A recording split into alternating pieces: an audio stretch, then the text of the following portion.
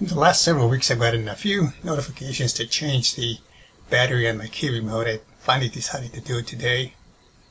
I've got the new battery there on the side, and I simply have to press the tab here and remove the emergency key.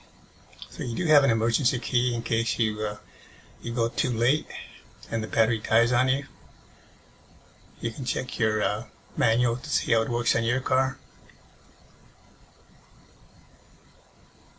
And then where I took the emergency key, simply take a screwdriver and pry it a little bit to separate the two sections here.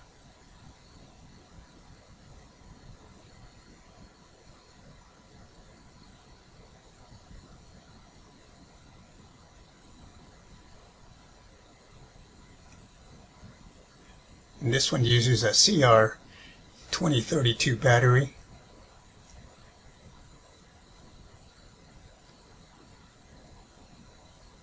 And make sure you check the orientation, put it back, put the new one back in the way it is. Again, for this remote, it's the CR2032. And it just snaps in there.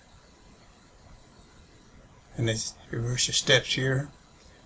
Put the two sections, align them together and just press them in.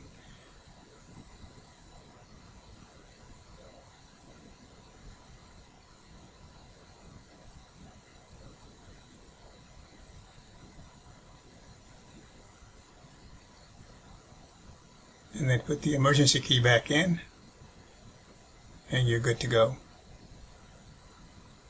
This is again for a 2019 Chevy Traverse.